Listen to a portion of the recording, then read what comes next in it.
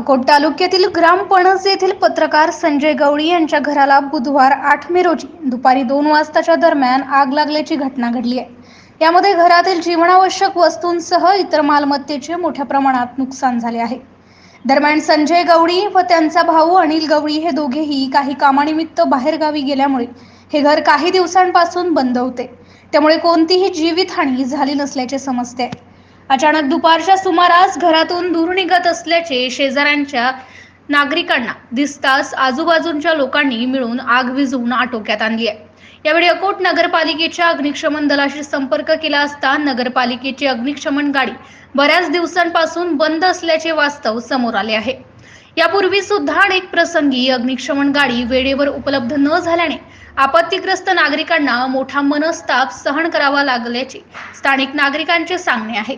सध्या विदर्भात उन्हाचा पारा वाढल्याने पिण्याच्या पाण्यासह नागरिकांच्या आरोग्याची भीषण समस्या निर्माण होत आहे।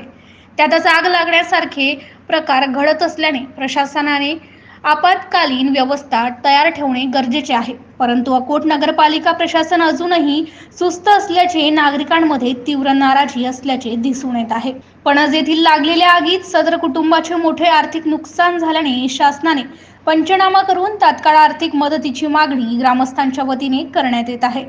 MCN न्यूज मराठी करिता देवानंद खिरकर, अकोट तालुका प्रतिनिधी। अकोट तालुक्यातील पणस गावामध्ये पत्रकार संजय गवळी यांच्या घराला आग लागल्याने अतोनात नुकसान झालेले आहे। आजूबाजूंनी धाव घेतल्यामुळे आग विझवण्याचा प्रयत्न केला।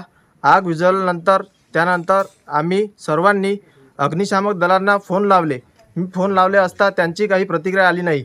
2 तास वाट पाहिल्यानंतर आम्ही आजूबाजूवाल्यांनी धाव घेतली।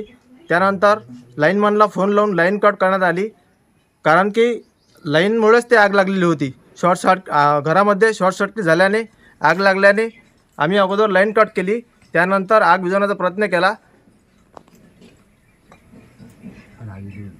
माझं नाव दिलीप दादाराव नवले, राहणार पणज, मौजे अकोली, नरसिंगपूर शिवार, गट नंबर 5।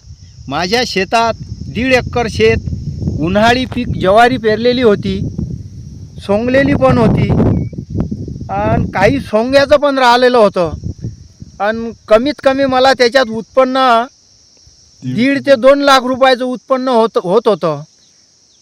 आता अशी परिस्थिती झाली, कोणी अज्ञात व्यक्तीने आग लावल्यामुळे माझं फार नुकसान झालं। पण आज रोजी परिस्थिती अशी झाली की मला चारा घ्यायसाठी सुद्धा माझी सोय नाही आहे।